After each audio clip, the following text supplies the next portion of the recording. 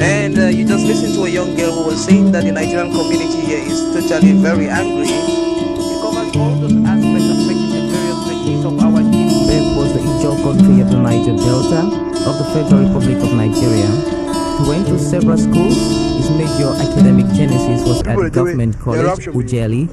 And go gather, destroy their food. With the camp and that other camp. Good day, sir. Thank you very much. What are your names? I'm Ayabi George Divine.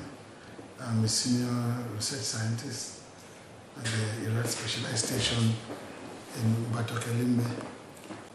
Mr. Ayabi, you've been designing special ovens to help people who keep fish after it's been harvested, to increase the shelf life of fish.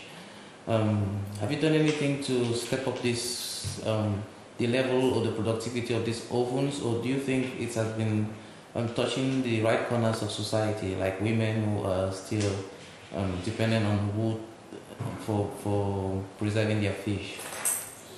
Well, the technology options are kind of variable. We have ovens that can meet the ordinary needs of the farmers that may not be expensive.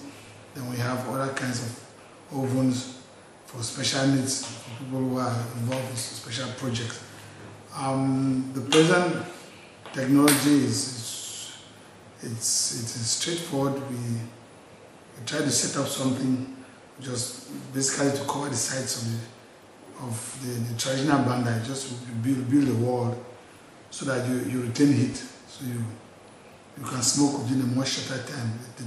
The heat, when the wood is heated, it's retained with the wall, and then you have your fish on the platform, and then you smoke.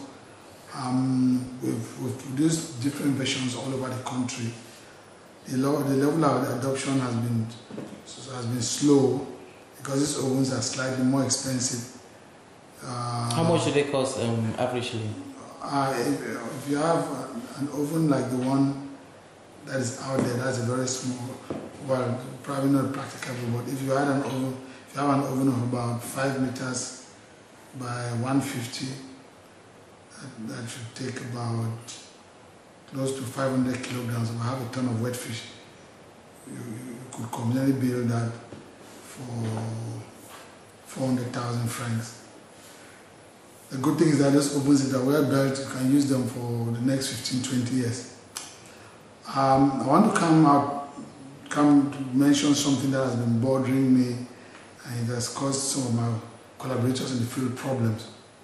And I want this to go out, and let's let this, even if it has to go right to the presidency. We selected 3 kinds of materials to build ovens. We have mud blocks, we have specially produced cement blocks, and we have bent bricks. Based on standard thermodynamics data, for bent bricks that are produced under international norms,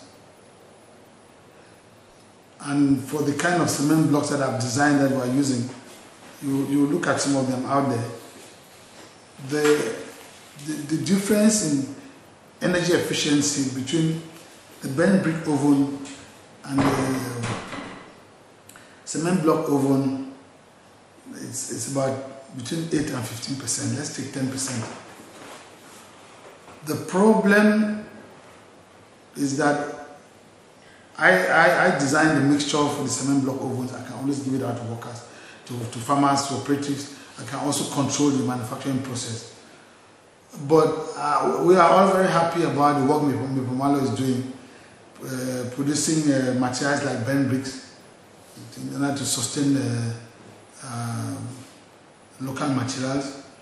But at the same time, we are very worried about many of the operatives scattered all over the country, mostly around Yaoundé and Douala, who are producing bent bricks. The first thing that we notice is that they don't respect the temperature profile. The idea of producing bent bricks is to build is to effectively, apart from drying them, you compress and you dry, you're reducing the content of organic matter So whatever you produce has an enlarged heat capacity, insulative property, and it's compatible to mortar. But we have noticed over the years that most of these guys who produce bent bricks all over the country, they don't respect the temperature profile. They don't fire beyond 500 degrees centigrade. So the bricks still contain a lot of organic matter. And so when we use them to build ovens, we don't get that advantage over cement blocks. And then in a situation where there's no shade, I will show you an example behind the office. We lose the bricks over a period, and finally the oven crumbles. Carrefour music. This is why I bought these bricks 10 years ago. Look at. This is a clear evidence of the fact that they were nowhere produced. Look at. I told Mukoso, take this picture and so I said, Dr. Saleh was calling me. I should come and tell the minister. I said, no, I think we are not really serious in this country. I've been working on post-harvest fishing for 20-something years. I've built oven even in Europe. So if somebody tells you something, you begin to argue, say, I'm an engineer.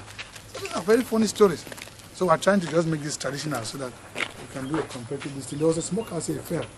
So it's like what they locally call Banda. In Banda, yes, we'll just close the site. I've asked this guy to get some zinc and close the site. So we're using the tray. This one is there. It will be there for another 20 years as long as they can repair that wall. There's nothing wrong though. Even the one at the Chiefs compound in Bekumu. That one we even use ordinary cement blocks. These ones are well produced. Those ones we use ordinary cement. Chief Sanjay, and the ovens have been there for at least 7-8 years. The ones in Dockyard are there. There's nothing wrong. And if you're lucky to go to a fishing spot where they have sand, there's fresh water, there's good sand, not sea sand. All you need is your cement to build. A cement block that has a surface area of 40 by 15 or 20, that you can pay 250 to 300 francs for one cement block. You will pay the same amount of money for bent bricks, and then the total surface area is about 40% of that of the cement block.